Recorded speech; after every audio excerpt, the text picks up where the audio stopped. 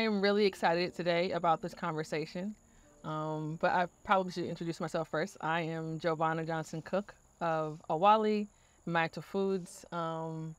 This is a rare occurrence. I think so often we're interviewing other people, but we never actually sit down and have conversations, at least not conversations that are like televised or put out there for the public. But I'm excited because, one, I think that our conversations have something to offer to the larger conversation. But plus, I get the opportunity, at least to the world, to actually interview a real life superstar, a real life celebrity in the farming industry, Mr. Eugene Cooke of Grow Where You Are, of Awali, of so many different things, a pioneer in farming and gardening, and really of like land restoration and community restoration in Atlanta, in Los Angeles, and in all the places that you've been across the world. And I know that I appreciate so much your voice and your opinion as it relates to farming and gardening, but like really nutrition. And the nutrition conversation is one that we've been having ongoing for years, I believe. But I think that nowadays in these times, after the global event, the global pandemic that we had, seeing so many of our loved ones, people that we cherish, making their transition, are just becoming sick. And it's like, well, what is the source? Like, where is the beginning of all this? Where is this all coming from all of a sudden? And I think that within our conversation, we pinpointed, or I should say you pinpointed this as Giovanna, hey, it's the nutrition. It's the nutrition or lack of nutrition that's causing all this problem. So I really wanted to have a conversation with you for our podcast listeners, or just for anybody who listens to this at all, about nutrition, the effects of nutrition, the effects of having a lack of nutrition, the importance of nutrition. So that was a long-winded intro, but thank you, Eugene, for sitting down here today. We actually happen to be at one of your sites here in, may I say where it is? In South Fulton, Georgia. And I must say, like walking the grounds, this is like a nutrition powerhouse. You can feel it. Not only is it apparent in the beauty of the space, but like when you taste the food and you take it in, you can feel it. So let's talk about that. Just when you're coming into a new space, whether it's through the design or when you're thinking about, what to grow, how important is nutrition in the equation of when you're doing the lay of the land for a new space that you're coming into? Yeah. Yeah. Super good question. Yeah, and it's an honor because, as you said, we've been doing this work together for a long time, and most of it's unseen. So when you said, let's sit down, I'm thinking this is great because you've had the time to interview people like Dr. B. You've done the cooking series. And all of that kind of centers around the fact that we have anything decent to eat in the first place. Right, it's true. Because who cares if you can cook if there's no decent ingredients? Indeed. Right? Indeed. How does a medicine man work if there are no active plants to choose from? True. So when we come into a new space, the thing that really is the foremost concern for us is our customer base. Because we're not a nonprofit organization, we're a for-profit farming enterprise. So I was asked recently, like, what community are you accountable to? And when I was asked that question, I said, whoa. They said, who is your community and what community are you accountable to? And I thought, well, my community that I'm accountable to is the customer base. Because the Grow Where You Are Instagram has 37,000 followers. But 37,000 people do not show up to Freedom Farmers Market on Saturday. Right? There's a couple hundred people who show up there for us. And when they show up there, the reason that they're there is because of the nutrition, what they interpret as flavor. So we have chefs that are coming to us and saying, we really want to work with you, we really want to work with you. We've heard all these good things about you, or we sampled your food over at this and this restaurant. And we tell them, well, everything we have in the ground is already sold. Because our customer base, our direct customer base that comes and shops with us at the market, they are who gets all of our produce first. Okay. Restaurants are going to be secondary because our scale is moderate right now. Okay. And when it comes to a restaurant, they need a certain supply that's consistent, larger scale all the time. Right. So that's not what we're trying to serve right now. Because the way we entered into the food system, as you know, Grow You Are as a collective, and the way all of us entered into the food system was by nutrition. Right. We didn't enter in because we wanted to farm or because we wanted to become cooks or chefs or restaurant owners or any of that. We came into it primarily through some kind of disease in our body or imbalance in our body that showed us, man, what is going on? There must be, and then we had good teachers that pointed out that's a nutrition thing. So for myself, the reason anybody would want to listen to this at all is because contextually, I'm a farmer who was an artist first. I don't have any academic training in farming. I don't have any certifications in farming, but I was pulled into farming because I wanted nutrition for my family.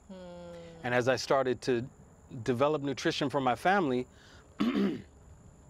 my body started to show the places where I was having nutrition imbalances, which typically for us comes out in our skin. Right. Rashes, outbreaks, dandruff, you know, you name it, all these different things that can start to happen. But by the time it shows in the external form, it's already affected our organs. And one of our primary organs is our brain. And then we have the reproductive organs, we have the digestive organs, the respiratory organs, the endocrine organs. Trace minerals are necessary for the endocrine organs to function properly. And as long as we have, as long as those trace minerals are absent in our food, then we don't have them in the body. We can try to take them as supplements, but normally supplements are just pounded up rocks. Right. You know, they just take minerals, pulverize them into a powder, put it into a pill, and have you take it. So it became clear to me that we could just pulverize the minerals and put them out in the ground first. Then let the plants uptake them, let the plants start to decide which ones to accentuate, which ones to downpress. Then we eat those plants, and it's the flavor of high nutrition plants that draws us back to high nutrition. Most of us are not eating high nutrition because we want high nutrition. Right. We're eating high nutrition because we tasted a tomato in the store and it had no flavor. Right. Then we go to a farm and we get a tomato and we think, well, why does this taste different than this? But more importantly, we know we just want more. Right. We just want more. And once you want more, the body starts to go through that transformation of having more nutrition. We can't have it unless we plant it. So when we come into a new space, we're thinking about customers. The way this got important to me was that we've been at Freedom Farmers Market, which is one of the largest community farmers markets in the United States. And it's in Atlanta. We've been there for since 2017. And our customer base is continuing to grow and grow and grow. It's always been diverse. Atlanta's a diverse city. We have women that catch the bus who are on food stamps and come up there with their cart and they shop with us. And we have men that walk right over because they live in the neighborhood and they got a little carrying cart and they walk right over and they shop with us. These women can be black, the men can be white, they can be old, they can be young, but when we talk to them as customers and you say, what is it that they all have in common?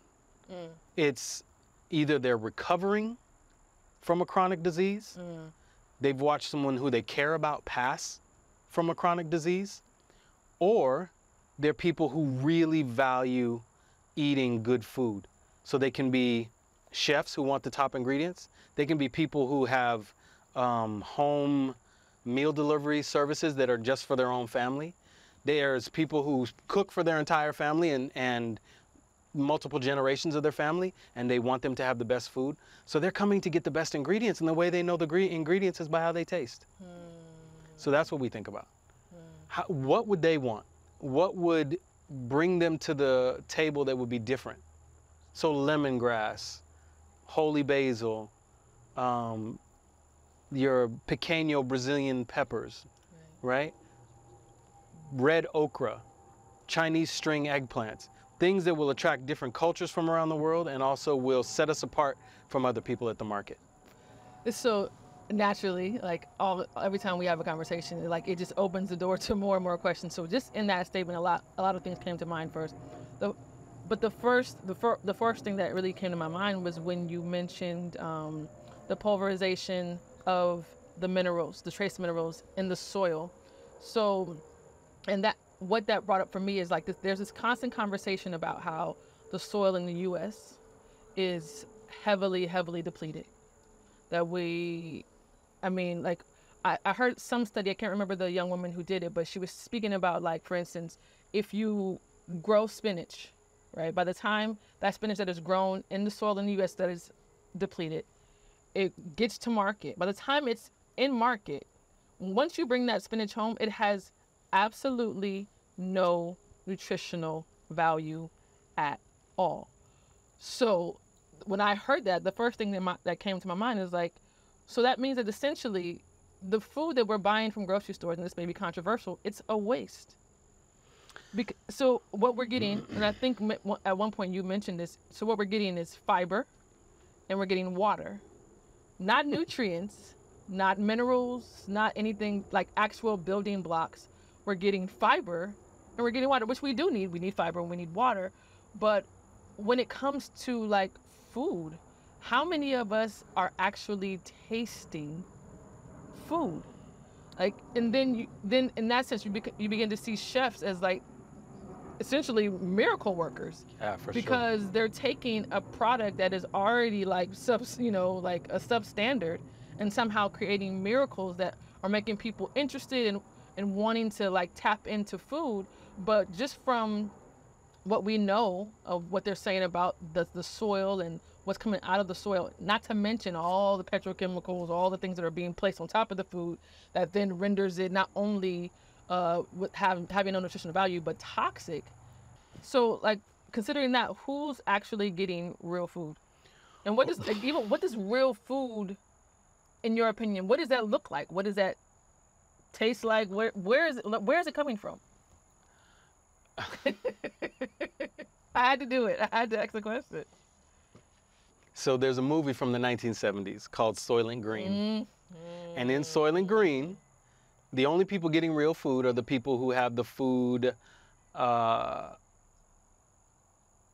have the growers of the food surrounded in protective walls. Right. Everyone else is getting food that is processed. They're actually getting... It's food, though. It's processed food. It's processed food. I won't give the movie away. Right, but yeah. Processed food. And so then at this point now, most of the people who are getting real food are going to shopping at farmers markets or growing it themselves. Right. Or eating at restaurants that source at farmers markets. Other than that, it's going to be a challenge. Because people who are waiting at the food bank or going to the grocery stores or any of these kind of things, it's not that it's not real food, it's that, as you said, it has so much time in between its harvest and its consumption. And we don't know the actual circumstances of how it was grown. We don't know the soil that it was grown in. It's very challenging. It's very challenging. And it's not strictly a financial issue. And this is what I'm learning, is it's not strictly a financial issue. It's a awareness issue. It's really an awareness issue. It's the knowing whether or not you are still trusting in systems that have always been about them profiting over you, right? If we think that these systems are like that the food system is here to feed us, then we're mistaken. The food system is here to make a profit off of us. Off of our consumption. Off of our consumption. Right. And I mean, if you want to, if we'll eat just cereal all day, they're okay with that. Right. They don't. I mean, right. Yeah, they said one of the biggest problems was when Africa got away from fonio and became a wheat importer. Right. for a lot of reasons. Because if you become a wheat importer, you don't have your own grain, right? If you're growing fonio or sorghum or millet, then whatever money you're not using to import grains, you get to use for something else. You get to use for the building of your community. You get to use for education. You get to use it for healthcare. You get to use it for all these different things. So as we become importers of food stuff, we have to diminish the amount of resources that we can apply towards our health. So same thing.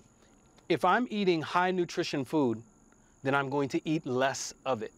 Because you require less. Right. If I'm eating low nutrition food, I'm going to be needing a lot of it. Right. And if that food is coming from an external country, then that country's got me where they want me. Exactly. Because first of all, there's no nutrition. Second of all, you have to eat more of it to even get the same amount, and you don't grow it. Right. So now there's guaranteed profit. This, whether it's malice or ignorance or whatever, it doesn't matter. I mean, we need to understand that it's profit driven. Right. It's motivated by profit. So we can't expect our health to be, when we have our health and our nutrition intertwined or enmeshed with profit and someone else's profit, not our own profit. Our own, true, right. You got big problems. I mean, right, you don't stand a chance. Right. We don't stand a chance. So when I started growing food, I didn't go to an agricultural school and think I wanted to be a farmer. I never thought that. I thought, okay, there's a woman who's about to have a child for me. I want there to be food available for that woman and that child. And I have a small piece of land in a backyard that I was renting. I started growing food, not to be a farmer, not even to be a gardener, but to secure nutrition. Right. So that's how I came into the food system. So then meeting other people who came into the food system like that gave me a warped sense of the food system. Because I started thinking, well, everybody who's involved in the food system is thinking about nutrition. So then you meet all these farmers who are fat and unhealthy and got problems, and you wonder, well, yeah, why would this be the case? Yeah. Especially if obesity is a sign of malnutrition. Right. How could a farmer be not malnourished? Wait a minute. So for me, I started having all these epiphanies and talking out loud the epiphanies that I was having, which then was garnering me new enemies. Right. I was going to say that's pretty dangerous. Right, but it was just because I was ignorant. Because I came into the food system thinking the food system is about nutrition. You confuse your motivations for other people's motivations. Precisely. Yeah. Which is, well, I mean, we do that. We do this thing. Well, when you do it publicly in a business platform. Right. Yeah. Has different results. And not only a business platform that has global implications, because in that sense, especially if you become influential, then that can be problematic, not just in your locale, but globally to this brand or this company or this business model that is profiting off of people engaging in the food movement, not from a space of nutrition, but from a space of consumption. There it is. Yeah. So when we look at many of the food organizations inside of at least Metro Atlanta and other places, they're consumer-driven organizations. Right. Organic certification places and consumer-based organizations, they're okay, there's nothing wrong with them. But if you don't have any that are directed by growers who are looking to increase nutrition, then the food system can suffer. Which is kind of tricky, because here we are now that we have Awali as a philanthropic, it's a nonprofit. We're in the philanthropic world, correct? And the philanthropic world is largely about finding solutions to problems. Nutrition is a huge problem. It's dare I say, it's a huge market. There's a lack of nutrition marketplace, right? It's a marketplace for the lack of nutrition. So how, philanthropic organizations say, we have this problem, we need to address this problem of lack of nutrition. What we find more often than not is their solution to the lack of nutrition is still pushing, still backing the marketplace of, or the solution that is still about processed food that still lacks nutrition. And you find that actual solution-based organizations that are dealing with nutrition coming from the land, coming from food-based solutions, they get little to no actual, like, real impactful, like, support that can actually take that solution to the stratosphere and actually help people. So then you begin, it's like we were talking about finance earlier and how that whole design is basically a system within a system that's designed to essentially eat itself from the inside out. It would seem that, and no pun intended, that this system, when it comes to nutrition or feeding the masses or making sure that the masses have sustenance, that it's a system that literally eats itself, because it's not really seeming to be solutions based if we are saying that we're dealing with a system that is consumer based and consumer driven. There is no place, like, because if the products that are being pushed to the masses, even the products that are being pushed to the masses as a solution, are heavily processed, they lack any nutrition, but they essentially fill you up. They fill you up and they cause diseases, which then feeds into a whole nother industry, but that's a different story. Then, like, is that market, or is that system really based on finding solutions to the nutrition problem? Like, what is I know what the benefit is for myself, for our children, for my loved one, the families, to be consistently looking for nutrition-based solutions. But from a market standpoint, from a consumerism standpoint, is the goal really to find a solution?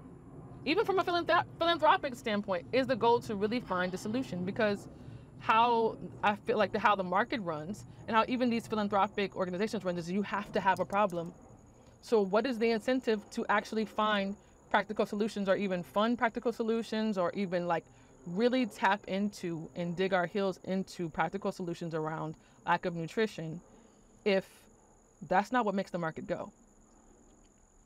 There's a lot. I mean, you asked a lot in there. I know I did. I tend to layer my questions, but one way to approach it is this, is that whether we're talking about philanthropy, or whether we're talking about nonprofits or even for-profit entities, all of these organizations, all of these groups are consumers. So if I'm a farmer, the way farmers work in the United States now on thousands of hectares monocropping, right. They're consumers, because they consume water, they consume pesticides, they consume herbicides, they consume seed. So they're already in the consumer position. As the farmer, they have to buy all these products and inputs first. So even them, they are consumer driven, because they've now, every season, they have to buy all this stuff in order to farm in a commercially corporate agricultural way, and then have very, very small margins. They make very little money because most of it is loans first, and then they produce the food, and then after they produce the food, they see how much they sell it for, how much their loans were, whatever pays back the loans, then whatever's left is their profit, which is very, very small margins. May I ask a question? Is nutrition profitable? I don't think that we will know. At this point, I don't think that we know, because with pre-colonization, right? This landmass of Turtle Island was being managed. From coast to coast, it was being managed by our indigenous ancestors. Our indigenous ancestors had the forest managed, had the riverways managed, had the fish, and all of these things were managed. And there was food abundance. And there was no such thing as food that was void of nutrition. Right. So if you had food abundance, you had nutrition abundance, because there was no such thing as food that didn't have nutrition. So then, after post-colonization, and then the whole, like, green movement, right, where pesticides and herbicides coming from weapons of war started being used. Explosives and ammunition started getting poured onto the fields, not because the fields needed it, but because the producers of these chemicals needed a customer. And they needed somewhere to dump it. And they needed somewhere to dump it. So once that started happening, that's when food lost nutrition. So if you want to say, is nutrition profitable, we never even got a chance to find out. Because when nutrition was abundant, it wasn't wrapped up in profit. And once food got wrapped up in profit, nutrition was taken out of it. So we don't actually know. If people come to us as Grower You Are, and I can tell you everything in the field is already sold the moment I plant it, is it profitable? Yeah. No, but it could be. At scale, it could be. It's not profitable now because the scale is being influenced by the investment. And the investment is going to these models, these large systems and models of farming that have already proven to be profitable when nutrition was never even a thought. So why would you go back? What makes people go back is that the people who are farming, the people who are executive directors of organizations, the people who are presidents of companies, all get sick. Right. Their spouses get sick, their children are born with autism, something happens, and all these individuals, not the organizations that they represent, but the individuals start to have their own moments, their own internal moments, and go, well, damn, I got all this money, but I got prostate cancer. Right? Oh, I got this degree and I got uterine cancer. Yeah. I got this, and this, and my child is autistic. Yeah. And then they go, well, damn, we've had autistic children, but certainly we haven't had them at this rate. Something's going on. Right. Now, whether we can say it's the EMF or whether we can say it's the food or whether we can say whatever, we can say that we've been manipulating food longer than we've been manipulating these other things. Right. And so now, I don't know anybody's family who has escaped cancer, diabetes, heart issues, fertility issues. This is rich or poor, white or black. None of that matters. It doesn't matter. I'm dealing with people who, if their money could get them out of the situation, they'd be out of the situation. We have clients, private clients, that have ranged over the years from Keenan Ivory Wayans to Layla Ali to people that ain't got no problem buying good food. If it was there to be bought, right? Yeah. But it's not available. If you in a sense. If we go back to what we talked about as far as grocery stores have food with little to no. So here you are. If you're two professional athletes, get married, they have children, they both have plenty of money, they can go and shop wherever they want to shop, but their body is something that they're probably more in tune with than most of us as a professional athlete, so they can notice any little difference. And they say, well, dang, this food is not like it was when I was young. These oranges don't taste like they did in California, or these strawberries don't taste like they did in the 80s. Well, why would a strawberry get less tasty as our agricultural understanding develops? Right. Most of us eat for taste. Right. Most of us, we eat for flavor. Right. So I remember growing up in California, my parents taking us to U-Pick strawberry patches. And you know, I'm sure they were probably spraying it with pesticides and all of that. I don't know, but maybe they weren't. But it was grown on land that had not been depleted. It was land that was recently dairies. It went from being dairies to being strawberry patches. We ate those strawberries. Good God. Like the flavor? Oh, man. You don't, it's 50, 20, 30 years later, and I can go and try to eat a strawberry that are just lined up in the grocery store looking beautiful, and you feel like you wasted your money. It tastes like and or they rot before you even get them home. Who has money to waste? Right. So Eugene, you've been growing for a number of years, and within that time, just from what I know, you've always been like a fervent student of what's happening globally when it comes to land, land-based practices, what's happening around development, technology-wise, and all that. But the question that I really want to ask is, like, how did we get here to the place that we are wholesale, where the land, specifically in the United States, is as depleted as it is, as nutrient deficient as it is? What were the steps that were taken, whether by farmers, whether by a big agribusiness? What were the steps taken that got us to the point where we are now faced with this crisis of soil health? Yeah, super important. I would recommend that everybody read or get the audiobook an indigenous people's history of the United States. Yes. It's powerful. It's heart-wrenching, and it's kind of disgusting and perverted at the same time. But the thing that's important to realize is that when the colonizers arrived here, there was food everywhere. And the way the space was being managed looked natural. And to the European mind, that nature to them looked like, oh, nobody was managing it. Because the way they wanted to manage things was in a particular sterile, straight kind of way. And since they didn't see that, they said, oh, well, this isn't being utilized properly. It's not as productive as it could be. What we could do is just cut everything down and put nothing but potatoes here, or nothing but whatever. Bring over trees. Bring over things that are invasive. Right. Bring over things that we like rather than what can grow here. And so if we have to look at the steps and kind of simplify them down, the first steps are colonization and murder. We wouldn't be in such a depleted state if there wasn't for violence. Anytime we see a really depleted anything, person, animal, whatever, you trace that back. There's some violence somewhere in the history. Otherwise, how did you get to be a malnourished dog or horse even? You know what I mean? It's because somewhere somebody violently disregarded you or whatever. So the people were treated with violence. The animals that created the habitats, like the buffalo, were treated with violence.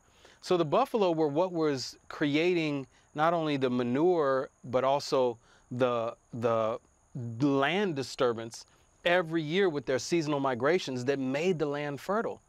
And so an ignorant mind came here, saw all these buffalo, and said, well, look, it looks like these people who we want to get rid of depend on this buffalo. So let's just get rid of the buffalo.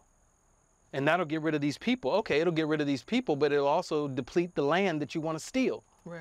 Because now they're not going to be going across it. They're not going to be mowing down the perennial grasses. They're not going to be dropping manure, which isn't going to be creating fungal habitats, which isn't going to create wildflowers, which then bring in pollinators. The whole cycle got disrupted. The system got disrupted by attacking the lowest foundational layers of the system. Our food system is a soil system. It's a soil-based system. So nowadays, fast forward all these years, you can get an organic certification and grow your tomatoes in plastic water pipes, right? Because you're promoted actually as organic. Yeah. Right. So there are people who in the 80s who created the organic movement. And then the USDA came in and took over the term after the people who created the organic movement made it popular. Then the government came over in maybe 20 years later and said, now we'll take the term. And once we take the term, then people have to buy a license from us to say that they're certified. And oh, well, if you can't find this, you can't find that, then you can use this and still be, then it just starts to, right. Because the organic movement was driven by organic producers, not organic consumers. It was organic growers that were trying to distinguish their food in the supermarket next to this new corporate agribusiness food that was just now coming in. Now for you and I, we've seen this corporate food our whole life. But there was a time when in the store you would see food that wasn't named organic. It was just food that had holes and bug bites in it and food that didn't. And the people started to want to buy the food that didn't have the bug bites. And that was the corporate food that was just being introduced. And the organic food that had the bug bites in it, people didn't want. So the organic producers started to say, we need to distinguish ourselves. And they called themselves organic. But this other food wasn't calling itself poison. It wasn't calling itself toxic. Right. It wasn't calling itself any of these other, extractive. If they would have came and said, we're the extractive food system, nobody's going to buy that food. Instead, they just showed that all of them, when some people tell me, when they deal with the corporate food system, all the food is the same size, like all the oranges are the same size, all the apples and bell pepper. That's not the case. What it is the food system created a box for bell peppers.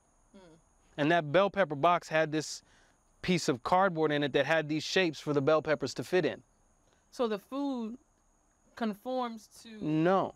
What? This is the shipping container. This is the box that's going to send it to the store. So they only harvest this. Now you got it? So they harvest all these peppers and they only put in the ones that fit into this box. So then when you get to the store, you think, oh, they're growing food that all looks the same. No, that means this is the only ones that they put in this box. The rest of them got chopped up for sauce or made into relish or whatever, right? So then, We're being tricked. and you're being tricked for profit. You're not actually being tricked because they'll tell you this. This is not like some big secret. But if you're 10 years old and you walk in the store, then even if they told you the secret, it doesn't matter. Right. And if you've only seen an apple this big around your whole life, then when somebody takes you to an apple orchard and you get an apple this small, you're like, what the heck is this? And then you bite into it and you go, whoa, this has flavor. The other ones taste like cardboard. Right. You think, I didn't like apples. I don't like this. I don't like that. So we got here from colonization and then the commodification. People were producing food and raising livestock because they loved the lifestyle. So for me, the nutrition that I get from farming, the very first level of nutrition I get from farming is at the level of my skin, by being outside. Being outside. Before I eat anything, before any of these crops come to fruition, I get the nutrition of being outside 4 to 7 hours a day. So right there, here comes this pandemic, here comes the seasonal flus, here comes all these different things that just pass me by. Yeah, maybe it's because my nutrition is higher, but maybe it's because I'm outside more. And it would be hard to be able to split hairs on that. So most of the people who were livestock producers or fishermen or women who were planting farms all over the world, those agrarian people, they do it because they love the lifestyle. Part of loving the lifestyle is the feast. You see what I'm saying? It's the harvest. It's how good the food tastes. It's that it brings everybody around. It's like somebody has a recipe for this that you don't have, but you grew it. Right. You know? So it's all of that. So once commodification came in, it was about having as little amount of people doing it and generating the most amount of food. If you're doing it because you love the lifestyle, you want as many people involved and as much food as possible. Right. It's always about increasing the abundance, but in commodification, it's like with AI right now. They're trying to figure out, with AI, we should be able to get rid of 30% of the people in our office and have the same level of production. Yeah, you can. Cut out community, cut out the direct interfacing of people to people where ideas are generated. There's no all that. You're right. If you have robots at the Amazon factory, nobody has to go to the bathroom. Nobody's going to get pregnant. Nobody needs time off. Right. Nobody's going to gossip. There's not going to be any arguments. Right. There's also not going to be any innovation. Right. Because like they were talking on Instagram the other day about the black man who invented the lawnmower or the rotary lawnmower, right? Yeah, he innovated that. Right. Because prior to that lawnmower, how was he? It wasn't that he wasn't cutting grass. Right. He was cutting grass. It was arduous. It was difficult. A different way. Right. Exactly. So innovation, a robot doesn't care.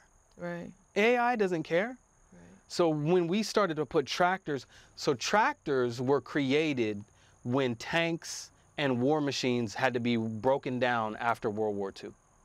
So you had all of these factories that were producing automobiles that went and got retooled to produce tanks and weapons. And then the war is over. Those people don't want to go out. They were making money during the war. So we're still dealing with the commodities of warfare now being brought 100%. into our everyday life. 100%. And so this whole movement is getting us accustomed to or adapted to weapons of war and mass destruction in our everyday life as a way to keep the money mill going for those who produced these weapons. Who still do produce them. Who still produce these weapons. Yeah, because who would have thought, oh, I want to use an airplane to spray pesticides on thousands of acres from the air? That wasn't thought of until they had done bombers over European countries. And then they were like, oh, we could just put... Yeah. You see what I'm saying? Yeah. So all of these are military weapons that are retooled to be used against the soil. Same military mind state, same everything. How can one person manage 5,000 acres? You can't do it unless you have a combine, a tractor, a helicopter, a plane. Why would one person even need to manage 5,000 It's not need, it's acres? want. Yeah. For profit. Right. Because if I manage 10 acres or 20 acres, I make enough money for my family. If I manage 5,000 acres, I make enough money to make investments. Yeah. Not to mention the control. The right? control. The control. Right. Now, if I'm one of the #1 corn producers, then if I can increase or hold back production, I can change the price. So we were talking about the rainfall, right? Typically, rainfall in Atlanta in September or August is about 5 inches. This year we've had 0.8 inches. Right. You mentioned. 0.8 inches of rainfall in August. Well, how does that affect the crops? Right? So now things are going to be more rare, and if they're more rare, they're more expensive. The price goes up. Right. Whereas if we were doing this from the communal perspective, then we would have all been out here harvesting rainwater, making sure everything was watered, doing whatever we had to do, because we weren't doing it for profit. We were doing it for nutrition. Right. When your nutrition depends on the food close to you, you care differently. But if most of your nutrition comes from Costa Rica or Nicaragua, right, then what's happening in your own town? You don't care that it's not raining. People be like, oh, it's not raining, thank God. Yeah. I can go do house in the park. Okay, well, that's cool. You can do house in the park.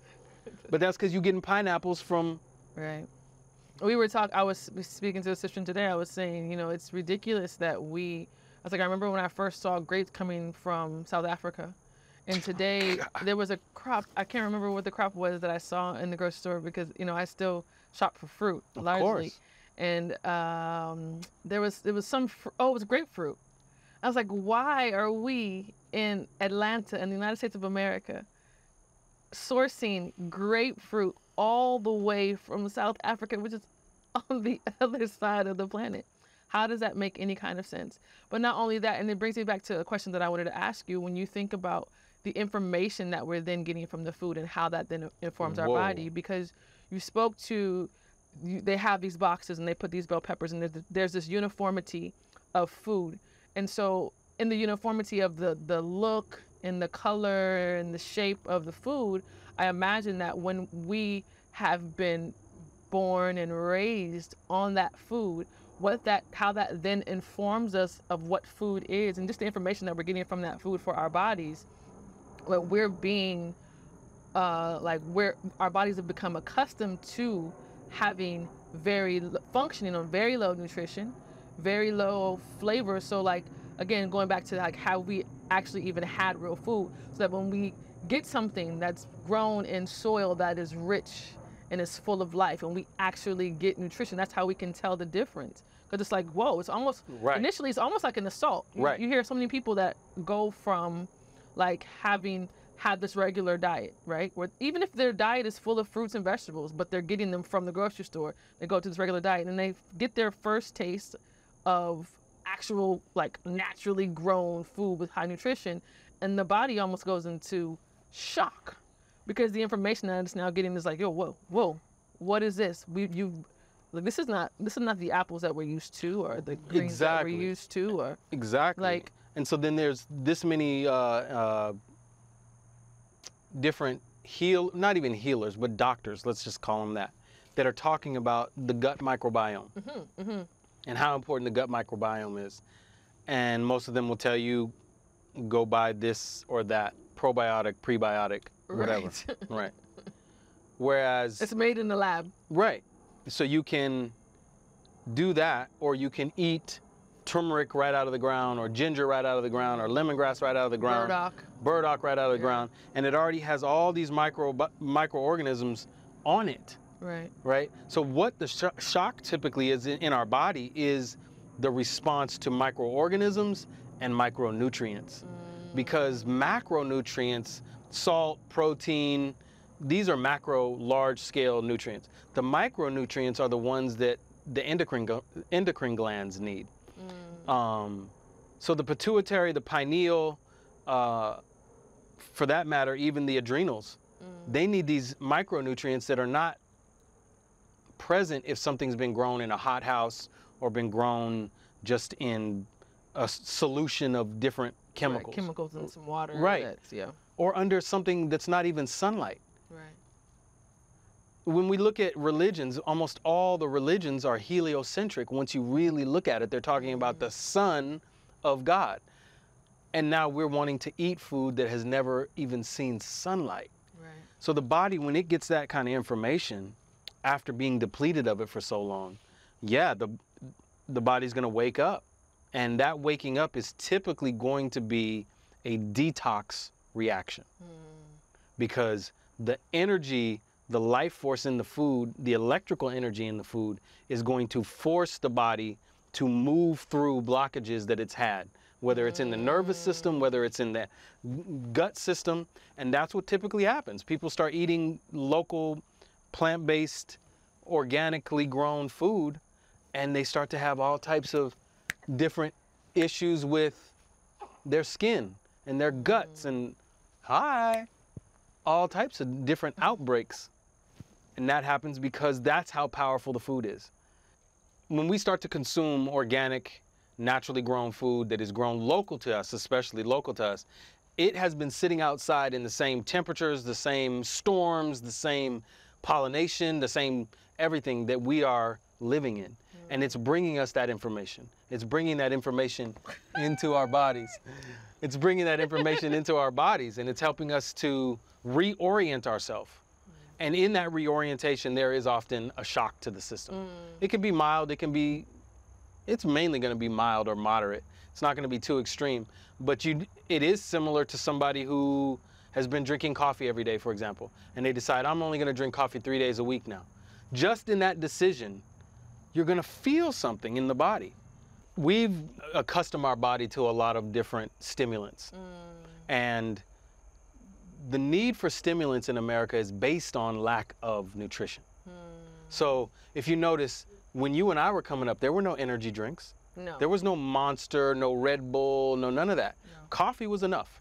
Yeah. But now people's adrenal systems are so depleted that just for somebody to get up and go to work, whether they're working in, as a trash person or whether they're working in an office, people think they need an energy drink. Right. And some people are doing an energy drink twice a day. Well, why is that? Right. There's got to be a reason for that. Will you indulge me for a second? Yeah, absolutely. So in that same sense, considering that we mirror our environments, that we are of the land, we are made up of the land, us and the land are one. And you look at how we are dependent upon these stimulants. Is that essentially the same thing that's happening when we're putting these chemicals into the land because we've depleted it so much? We've extracted so much of it that it's like it's almost lifeless. And so we're putting these fertilizers and these petrochemical remnants into the soil to try to stimulate it or bring it back to life, to shock it back into not life, even to that, try to pull something out of it. Yeah, mainly to do that. People don't even care about the soil being alive. They just want the plant to get to market. Right. So they're not thinking about the soil. You're thinking about the soil because of your orientation, but they're not thinking about the soil. Just like if you go to your office, and at the office they got a bunch of donuts at the office. Right. They're not thinking about your soil. They're thinking about whatever they need done that day. Right. You could, at the end of that day, go home and be in the emergency room, and they'll be like, well, we got the work out. We got the work out of you. Yeah, no, they're not thinking about the soil at all. They're only thinking about, can we get this plant to produce something big enough to fit into that mold and sell it? Because they're trusting that the majority of people shopping right now, these are the last group of people that actually know what food tastes like. Right. So they're trusting that. I mean, when you say elders, our elders. Our elders, right? Anybody 70 and over, they know what food is supposed to taste like. Right. You talk to somebody who's been raised in a city and they're 60 years old and they've only been raised in the city their whole life, they don't actually know what food it tastes like. Right. You take their children and then their grandchildren who are in their 20s or their teens. They're like, what's an avocado? They don't know what any of this stuff is supposed to taste like. Right. So they'll buy it or not buy it. Right. Don't make no difference to them. They think, well, I'm supposed to put sugar on an orange. Right. What? Wait, what? Yeah. I mean, people buy oranges and put sugar on like them. Grapefruit. Yeah, it's like this is what makes it edible. Yeah. Yeah. Yeah. Exactly. That's scary. It's a scare when you think. So then it's like, what are for the future? What are we made up of?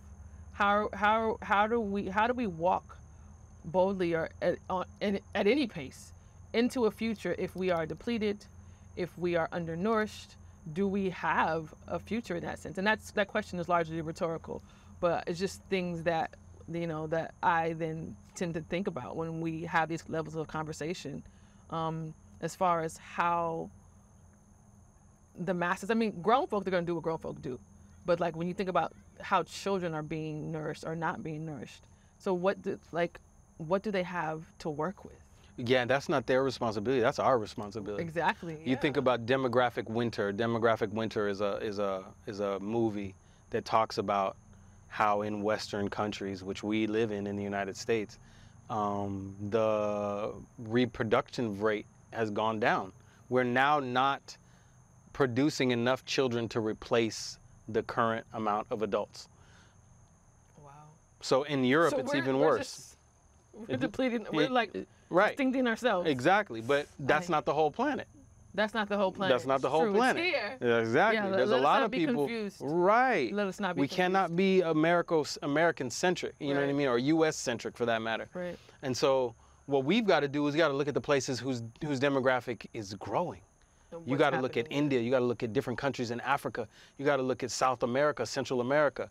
Otherwise, there is no future going in this direction. Yeah, it looks dismal. I have a question in that same sense. So, Zach Bush talks about like how many chemicals are going into the soil. But not only into the soil, but how much there's chemicals in the air. So we're breathing it in. Like it's almost as if we can't escape this chemical soup that, has been like placed upon us.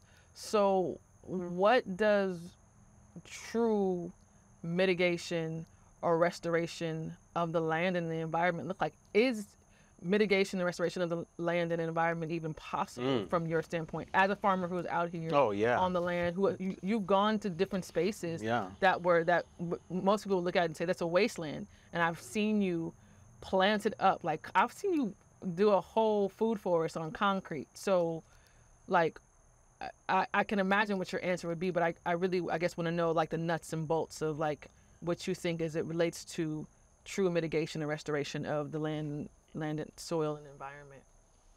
It's definitely possible. I think the key ingredient, I heard somebody say that the most important farming input on a farm is the farmer's footprints, right? Meaning that the farmer should be on the farm walking the farm, right? That's more important than fertilizer. It's more important than anything. You should be on the farm walking the farm so you can see what's happening, because the plants are teaching us where their deficiencies are. And they're also teaching us where they have the strength. And so we need the right people involved in these systems. And the right people are people who've already demonstrated a certain amount of personal discipline. I learned food systems from people who were far more disciplined about their diet than I was. So they weren't only using this kind of discipline in their work external to their body, they were using it in their consumption internal to their body, right? So the people I learned food systems from were people who wouldn't eat half of the stuff that I ate. But not only that, wouldn't watch the things I watched, wouldn't listen to the things I listened to. You know what I mean? They were very strict people, so that when they did this work, they were sensitive enough to understand, yes, regeneration is possible, because they had done it within themselves. Right? They had seen them. They could show you old pictures of them when they looked a certain way, had certain weight on them, certain problems, whatever, and then you could see them now. Right. And they were older and in better condition. So we are nothing but walking soil. So if you can do it with this soil, you can do it with this soil. The things to start with that we need to be mindful of starting with are, we need to be starting with places that have already never been poisoned. So what I've envisioned is these large-scale permanent nutrition networks, which would be networks overlaid on a network. So we have an existing system of education that is networked. We have college and university systems that are networked. When I was in California, I used to frequent UC Riverside's Botanical Garden and Cal State Fullerton's Botanical Garden. Now, neither one of these are agricultural schools. They don't have agricultural crops, but they have botanical gardens. And in their botanical gardens or adjacent to it, they have large tracts of land that the university or the college owns that are being left natural. Okay, so now if we take terraforming machines, people who understand how to terraform large areas like the Lus Plateau in China, and they go into areas of university systems that have never been poisoned, they've never been corporate farmed, and we start to plant out food forestry systems that are native to that region. So in California, you'd have food forestry systems that would include all kinds of different cacti and aloe and nut trees, avocado, agave, carob trees, all that kind of thing. And then you could plant some herbs and vegetable understory that's seasonal, but primarily be doing large-scale, high nutrition fruit and nut tree crops throughout all the different universities and colleges in the United States that already have land holdings that have never been poisoned. Instead of trying to put all our money and resources to like cleaning up hectares and hectares of farmland that's been poisoned. Not to say that that's not important, but I like low-hanging fruit, you know? And if you have a nutrition network overlaid on an educational network, then that food, to your point about the children, that food then could be directed strictly to public schools or elder care facilities or hospitals or the university itself. Instead of having to put that food into the market and make money in the market, have that food be earmarked to go towards the children who are suffering the most from malnutrition, right? So that all the public schools in that area are getting fruit from the universities in that area. So that's keeping them hydrated, giving them the trace minerals, because as you said, grown folks, we already have our addictions. Right. But if we face the youth and bring them food that's grown on universities and college campuses that are going to be protected, you know it's going to be protected. No one's going to come in and buy it. No one's going to develop on it, right? And have land stewards like myself and people who are far superior to me in their scope and experience to come in and start setting these systems up so that in 10 years, these trees are established and we're eating from trees rather than eating grain. Grain as our primary, if 40% of our food is grain, I mean, have you seen grain grow? It's a grass. It's intense. It's dry. Yeah, but it's like it takes so much water. It takes so much resource to grow those things. Yeah, and it's not efficient. It's not efficient, and it's not. Most humans in America are dehydrated. Right. So we don't need to be just eating grains. We need melons. We need water, you know what I mean? We need pumpkins and squashes and berries, which are easier to grow than wheat. Right. Because once they're established, they're there. They don't take no processing. You get a watermelon, it's ready when you get it. Right. Right. So is that essentially or maybe I should just ask, what is your solution to large-scale nutrition? I mean, I think anybody that would say they had one is guessing, because I haven't put it into practice. But I can say that what we have invested in has not given us good results. So we need to go in a different direction, because, as I said, I don't know a family that can say we don't have any cancer or diabetes or heart issues in our family. And now infertility and fibroids and prostate cancer, and you know, there's just more and more and more. And people are younger and younger and younger. Right. Here, my mom didn't get diagnosed with anything until she was 80, right? But my sister, but my cousin, but my brother. People are outliving their children? What's the point of that? Who wants that? Who wants that? Who actually wants that? That's not why anybody becomes a parent, to be like, oh, I hope to outlive this child. Indeed, No, man.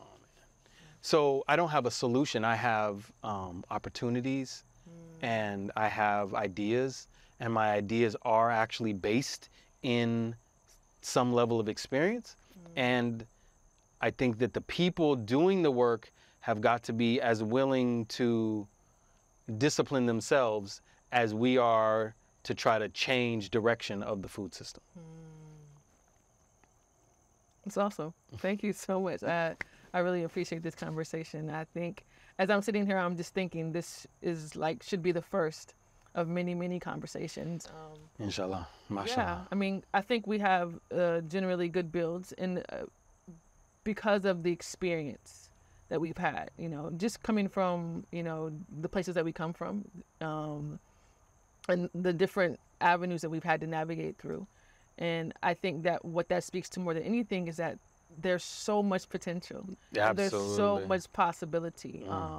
There's nothing that is impossible within the realm of like what we can do, just with discipline and focused energy. And so I'm grateful for this conversation, because what it also, I mean, always speaking with you speaks to the level that you have a focus and discipline for this work, because you speak from a place of abundant knowledge, in my opinion. So I really, really thank you once again for just sitting down and like being open and willing to like, you know, let's have this conversation. Yes. And not open to just have it, but like to open it up. Because so often we have these conversations just, you know, at home or like amongst ourselves. And I think that I know they're insightful for me. So I think people can really benefit from it. And then I also know that, I mean, most often not, people only have access to you and to your expertise if they're here working with you. So this just gives, And even then, they don't. that's not what they might have came for. You Right, know what right. I mean? So. But yeah, I mean, I think your voice is an important voice within the movement. I think that, I mean, I see just from how people respond to your information that people want to hear what you have to say. And so I figured it's time that we tell our own story. So often our story is told from other people's perspectives, and it's told about us.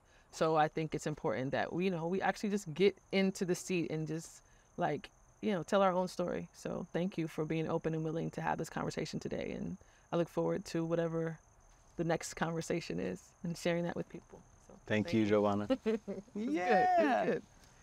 This was another great conversation on Tap Into the Source. I'm so grateful for the opportunity that, you know, I have through this medium to sit down and have conversations that keep moving the larger conversation forward as to how we're going to go about not only nutrition, but just sustenance, and how we are going to make our way towards sovereignty, how we are going to make our way towards resilience in this time where resilience is really, really needed. So it's always a joy to tap into the source at Awali to have another great enlightening conversation. I hope that for the next one you tune in. This is Joanna Johnson Cooke with Awali's Tap Into the Source. Thank y'all for tuning in. Peace.